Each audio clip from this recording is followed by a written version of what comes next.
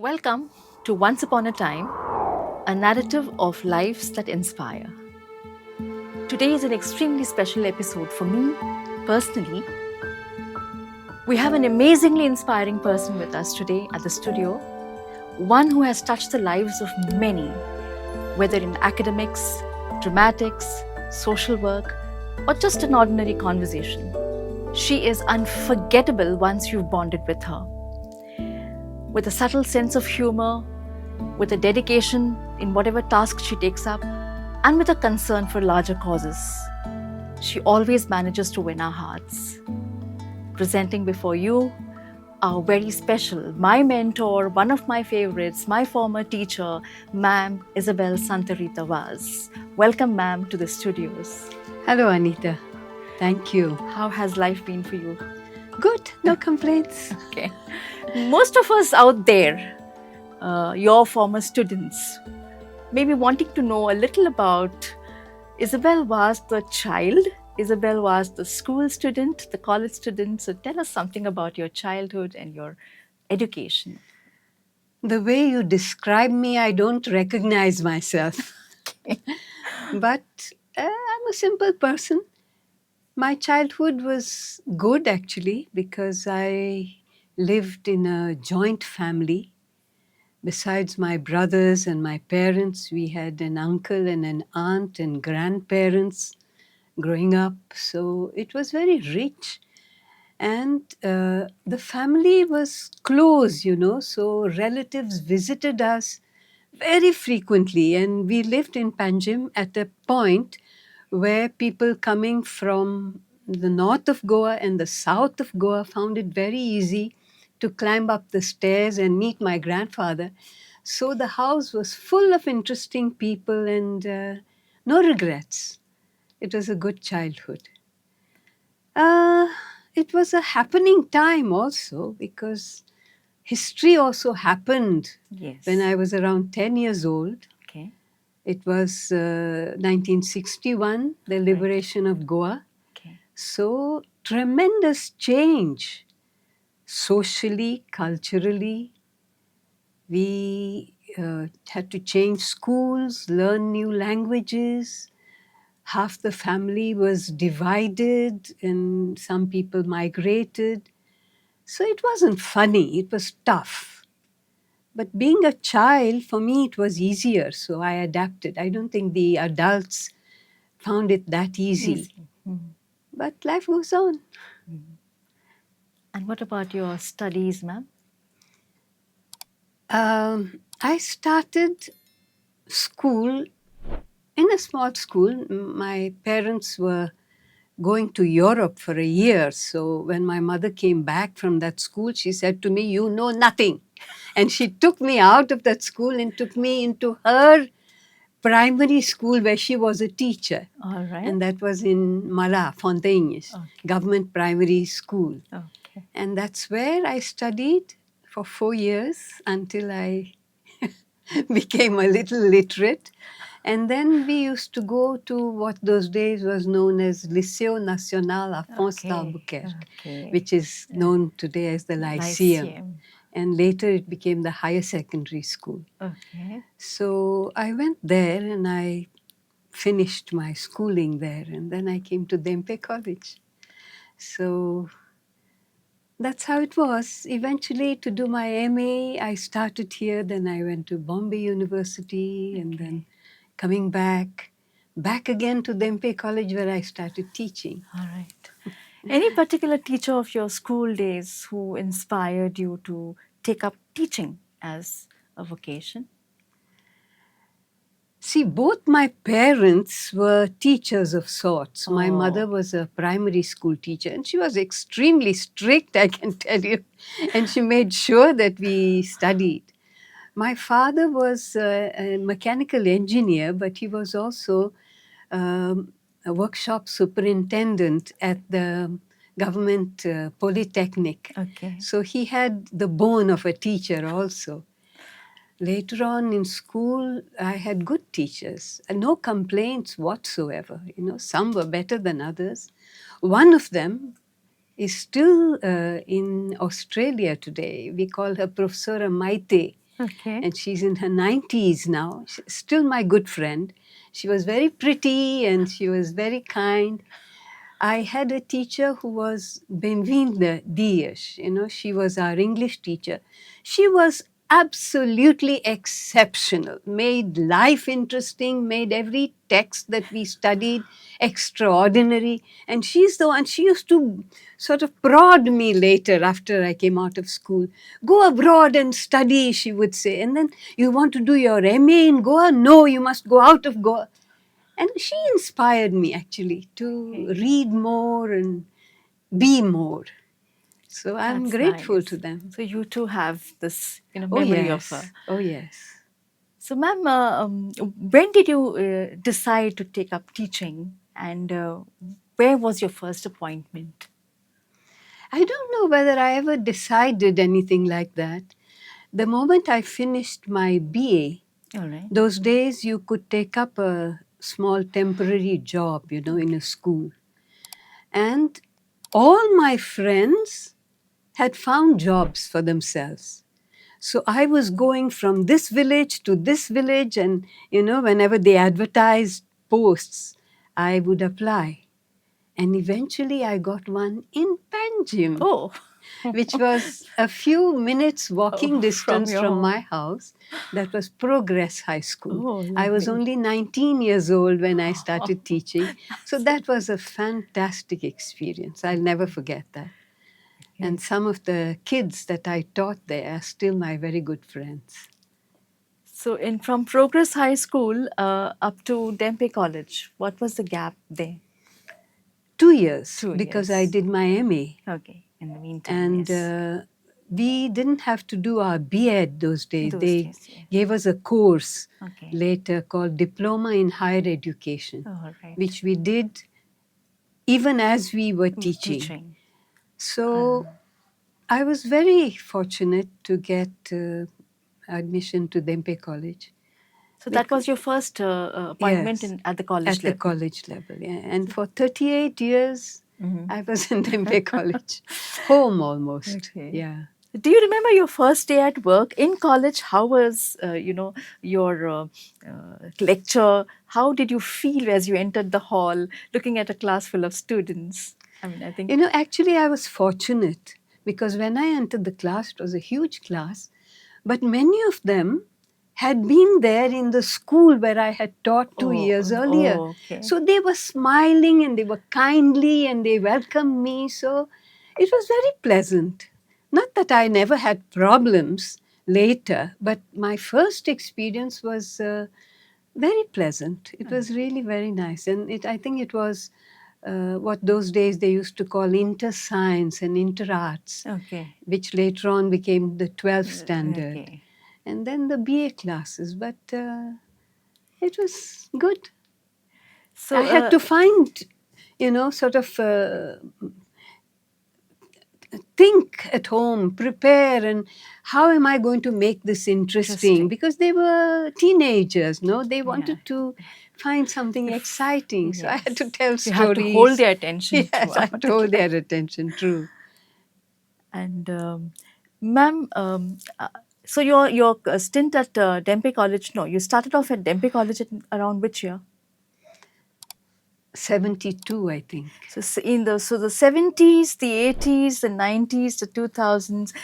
I'm sure you would have seen a change over a period of time, whether it is regarding the teaching methods, evaluation, paper setting, supervisions, all these other duties that we teachers have. So what have those experiences taught you or To tell you narrate? the truth, while I was there, the changes in syllabus happened, but changes in administration weren't that many, All right. you know. But I learned a great deal about teaching from a lady who was senior teacher at Progress High School. She was a supervisor, they called her, and young teachers like me were supervised by her. All So right. once in a while, she would come and sit For the and observe class. the class and give me some hints. And I remember the staff room was quite close to the classes where I took my classes.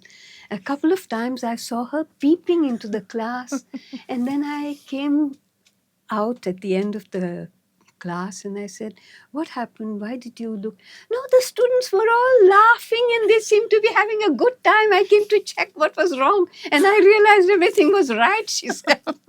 But she gave me good hints, Okay. and I never forgot, because she had learned things from experience. Then, in these years of teaching at Dempes, the students were excellent.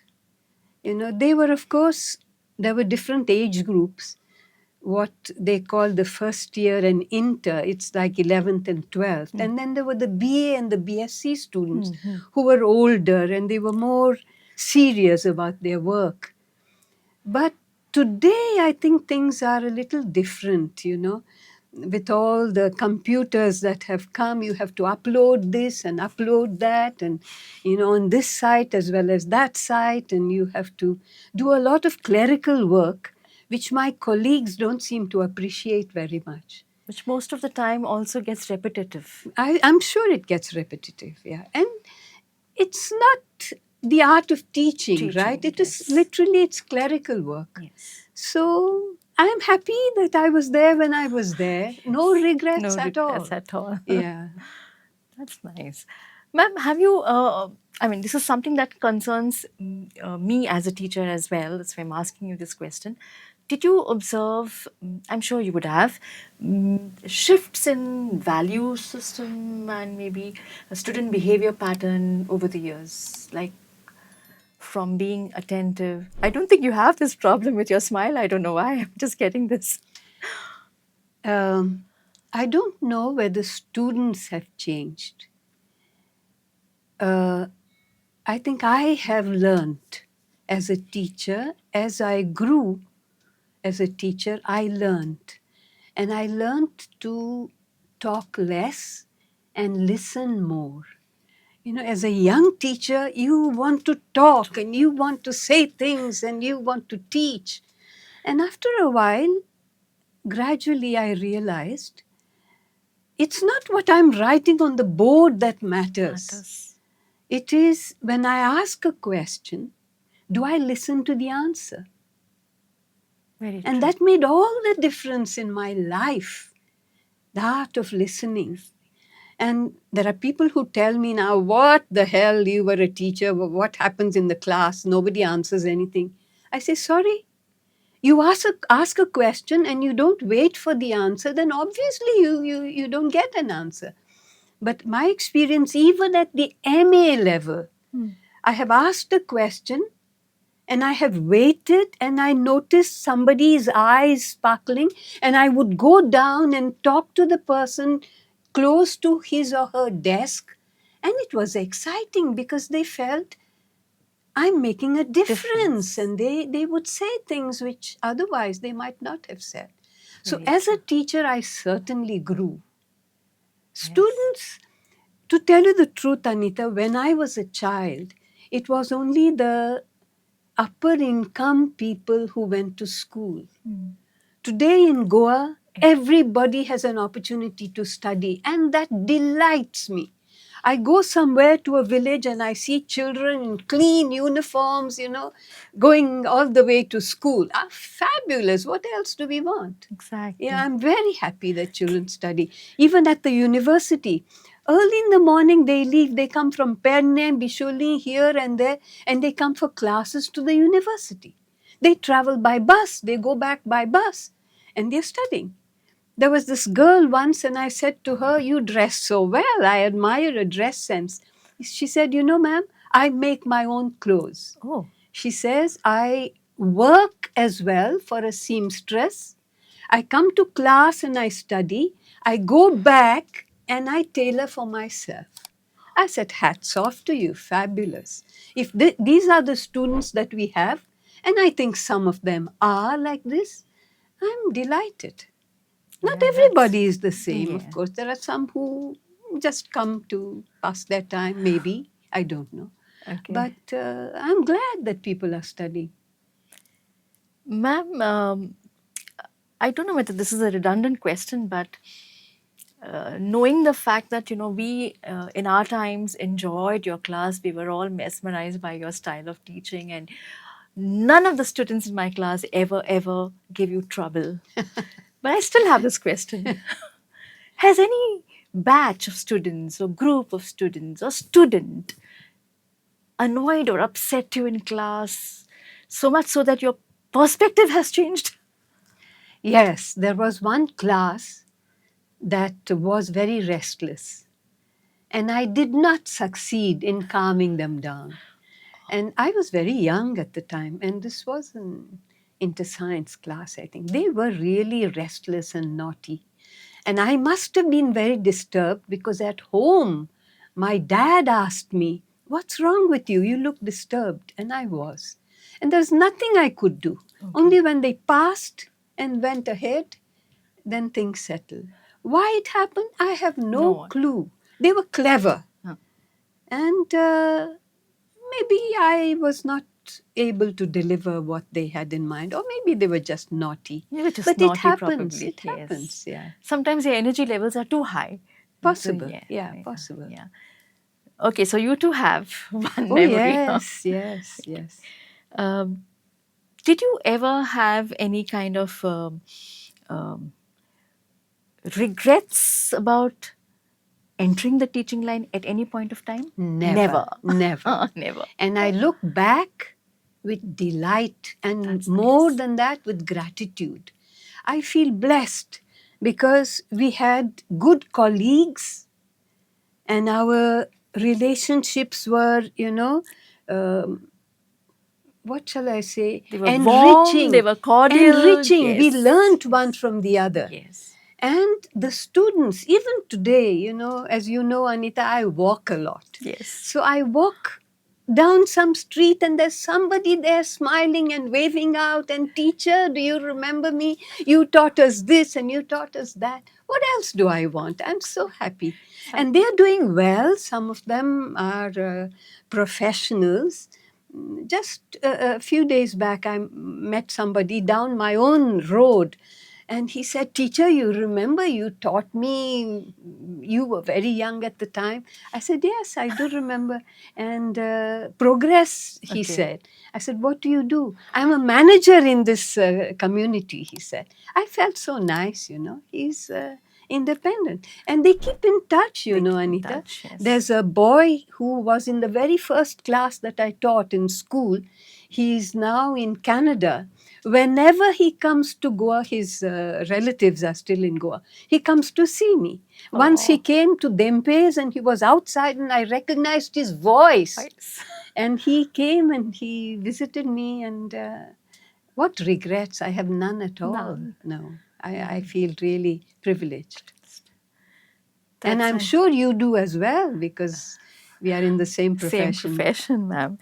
Ma'am, besides molding and shaping, values in students, you've also, got busy with dramatics and writing scripts and plays and training young artists, and with your own Mustard Seed Art Company. So tell us something about that. How did it start? When did it start? Tell us success stories about your Mustard Seed Art Company. If you ask me questions about theatre, I will never stop. No, don't stop. We're all ready to hear. I think it's never enough, ma'am, listening to you. So please go on. It started in college. As you know, it's when there is some kind of a program, they usually ask the teachers of English to help the students. And I was, like my colleagues, I was helping the students for college programs and so on. And once one of the boys came and he said, "Miss, why are we doing all this in college? You have to ask for this permission and this and that, and the other rooms have to be available. Let's do something on our own. Will you give me some place to choose from?" Which I did, And he chose one. And we started meeting elsewhere Okay. and practicing. So, volunteer work. And we started, and after 1 month, we had fixed the date, and we said, "Hello, within a few days' time, it'll be all over. So what do we do after that?" And then, very innocent and stupid, we went and we registered ourselves as a society. So we are Oh, officially registered. registered.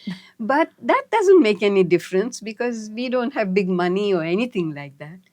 But uh, we have been at it for the last, this is our 38th year. We are about to start 39 years. And every year we have done 2 plays. Lovely. And then halfway through, uh, at one particular point, I wanted a play on HIV AIDS. Yes. And there was nothing available that would suit a Goan public. There were American plays, but this was not something that our people would vibe with. So I said, I'll write something. And that was the first play I wrote. It was called A Leaf in the Wind. Oh, That is when my friend Dominic, who was a Yes. member of the theatre group, when he died. And so we wrote that play. And after that, we said, let's do original stuff if we can. And not only I, other members of the group have also written All right. scripts, Okay. Okay. and we've performed them. And theatre, Anita, is an art, but it is also a blend of many arts, Arts together. which makes it extremely rich because there's acting, sometimes there's dance, there's music. So somebody has to choreograph. Somebody has to maybe train you to sing, or somebody has to design the sets, design the costumes, somebody has to Makeup. do the makeup. So one thing that we learned is collaboration, which the world, I'm very sorry to say, does not teach. All that we teach today is we teach people to compete. Theatre teaches us to collaborate. Collaborate. So Wonderful. I'm sold on it totally. Theatre is beautiful. now I'm getting old and sometimes not easy, it might get tiring, but we all learn. We learn something or the other, and we use our time well. Somebody is rehearsing something, the others don't just sit and watch. They work. They go to a corner of the room and somebody works on his part, or somebody helps with projection of voice or body movement and things like that.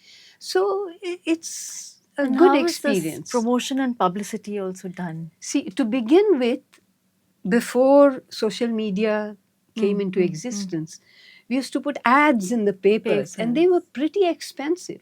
A small ad, 2 columns by 4 inches, used to cost us 10,000 or more. So you can imagine how tough it was. But we did it because that was the only way. Today, no. Today, the members of the group, they design posters, they make videos, they are super efficient. And some of them don't live in Goa anymore. There's a girl who was in Rome for 2 years, but from there she used to edit our videos. There's another boy who is in Amsterdam, and he says anything for the mustard seeds.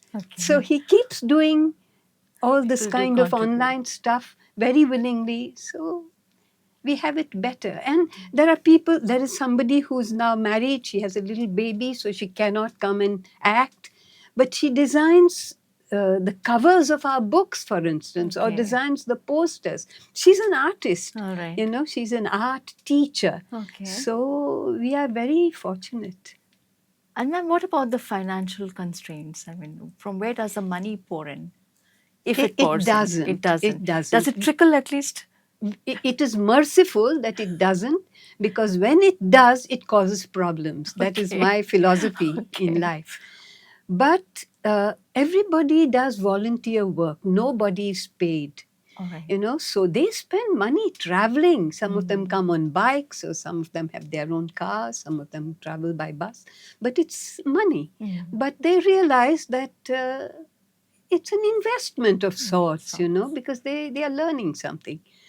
So we try to recover costs with the tickets, gate money.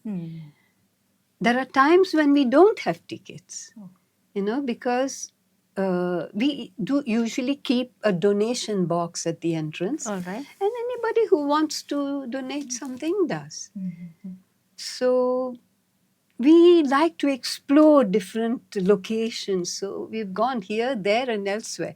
From the terrace of a school in Perne Okay. to some NGO in Salvador do Mundo Okay. to Goa University Auditorium. We've gone everywhere. And that is great for Any us. memory of such locations where you had to struggle probably to get um, maybe somewhere at Donapal probably you performed. Oh, Yeah. yes, that was something interesting. That was almost, when we started. So now I look back and I say, we were mad. We adapted a story and we performed it. We wanted to perform it at the jetty in Donapala. Okay. So somebody said, I went to the Mamlatdar because we used to pay a fee for Okay. the space. Okay. So Mamlatdar said, no, we have nothing to do with that. You go to the captain of ports, Okay. which I did. And he said, no, we have never given it for something like this. So I said, okay, but who will give me permission? Ask the chief minister, he said. Okay. So I went. Okay. I met the chief minister who was at the time Pratap Singh Rane. Okay. And he said to me, you want to perform in Donapala? Such a nice idea. He said, Okay. that space is so picturesque. I have often thought that things should happen there. And he gave us permission. All right. And he said, pay something to captain of ports, which we did. And we performed there, Anita, using 3 levels of that space Oh, with a okay. live band playing. And I must tell you, Mr. Rane said to me, when are you having this play? I said, end of May. He said, end of May? Starts raining, doesn't it? I said, it won't rain. I have good connections up there, I said. And he laughed, but it did not rain. It rained on the day when we were having a rehearsal, but not on the 2 days of the play. So we had We're a great blessed. time. It was really Yeah. nice, yeah. But we've performed in all sorts of places, We've gone to people's houses. Oh, We've gone to Aldona. One of the girls has a heritage home, and we performed at her house. okay. The last 1 or 2 plays, we went to Shishini and performed in my friend Mrs. Antaon's house. Okay. She invited the neighbors and some MLA and somebody from the panchayat, and she said, let them know you all are talking about important matters. She said, our play was about water. Oh. So she says, let them learn. And that was fun. It was a different kind of audience, so it was interesting. I also remember you telling me once about when you all started off the rehearsal, probably the rains interfered, and then you wanted it to call it off, and probably the artist said nothing doing, and they went on with the play. Am I right? Oh, Yeah. yes. Oh, yes. That was at the mini open air auditorium at Kala Academy. Okay. And we were doing a play on Abe Faria called Katorre Baji. And as we were about to start, it started raining. So we didn't know what to do, We were about to begin, and it started raining. So we waited. The audience did not move. They sat there, and then the people in front said, why don't you all start? Which we did. And then the rain stopped, It would have been sad because we had props, very interesting props, hand painted. Some Oh, artists had okay. painted our props for us. All right. Everything would have been washed Wash. off. But it was a mild kind of a rain, so that passed. And we continued with the play, and that's thanks to the audience. Besides drama, you've also come out with I think 3 books, if I'm not wrong. Yeah, these books are of plays, Yeah, please. Okay. which we have put together. Okay. Because they must be available to anybody who wants them, just in case somebody wants to perform them. So we Okay. said, we must have it there, out there, so that So, anybody what are who the books, ma'am? yeah. Frescoes in the Frescoes in the Womb is one collection of plays, and there are 6 plays on Goa. That All was our right. first Okay. volume. All the plays are about Goa. Then we published 2 more. One is called Stage Lights, and the second one is some plays, including plays by other members of the group, All right. including a couple of poems by other members of the group, Okay. and excerpts from various members of the group about what theatre has meant to them.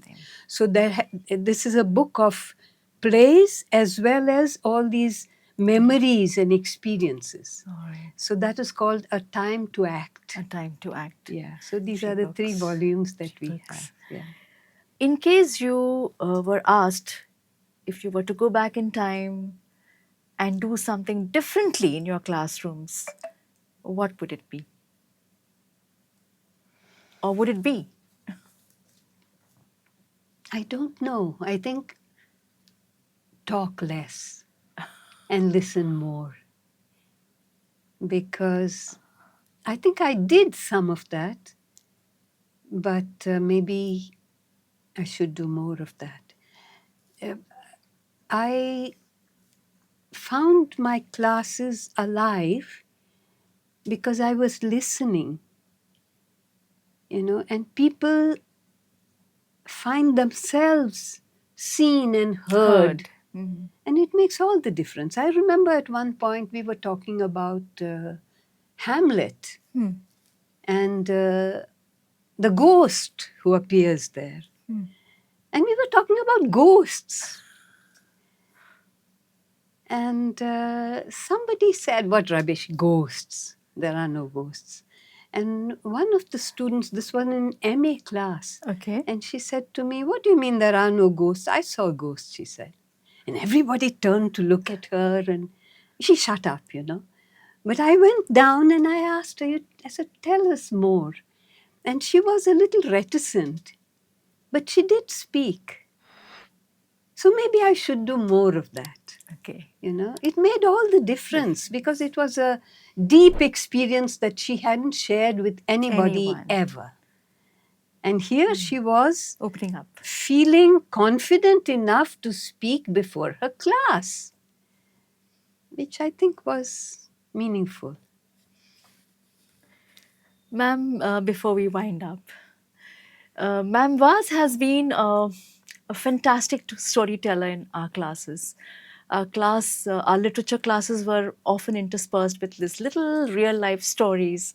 And the way she told us those stories, we never got bored. And as I said in the beginning, it's never enough listening to Ma'am Vaz. So, ma'am, before we wind up, could you tell us a brief, any real life story, just so that my students who are watching it get a taste of your style of narration? Okay, I'll tell you about something that happened yesterday. All right. A 9-year-old boy has started writing poems, Okay. and he published and released his book last evening. Okay. Stefan Norona. Okay. He writes poems, and he started writing at the age of 4. Can you believe this? And he says that at times he couldn't really spell, and his grandmothers at the age of 4 would help him write. Okay. So the family is extremely supportive, and the mother has designed the book for him and illustrated it. So for me, it was a great experience to meet the little boy and his littler brother, Samuel. Okay. And it was really very nice. I am a great believer in the arts. They are a means of self expression, but they are more than that, They are a way of connecting with others.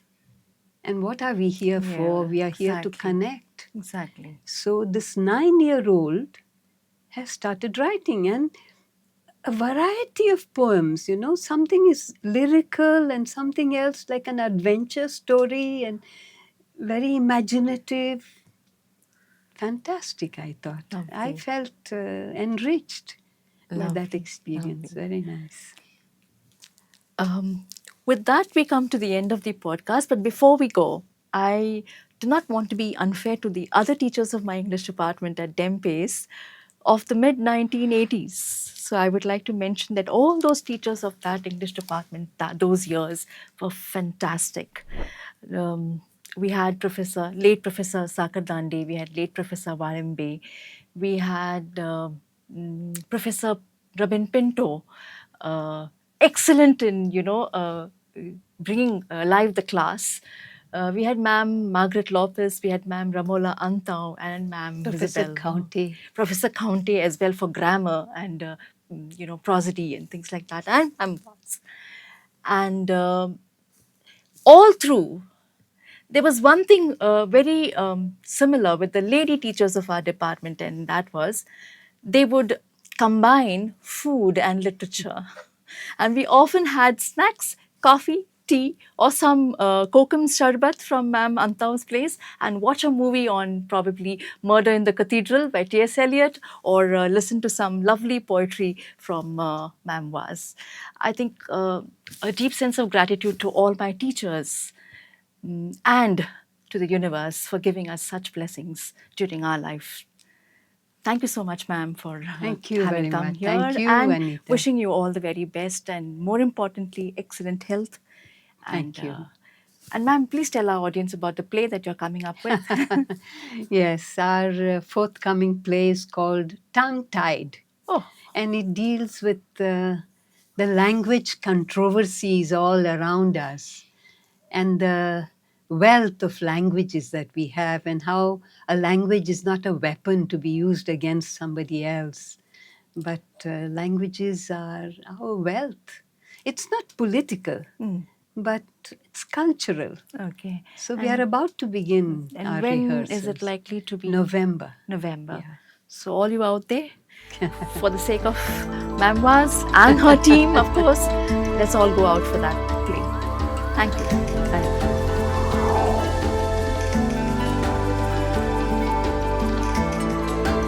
I would like to thank each and everyone out there for watching the videos on my channel, for subscribing to my channel. But please don't forget to turn on the notifications so that you get timely updates. Thank you.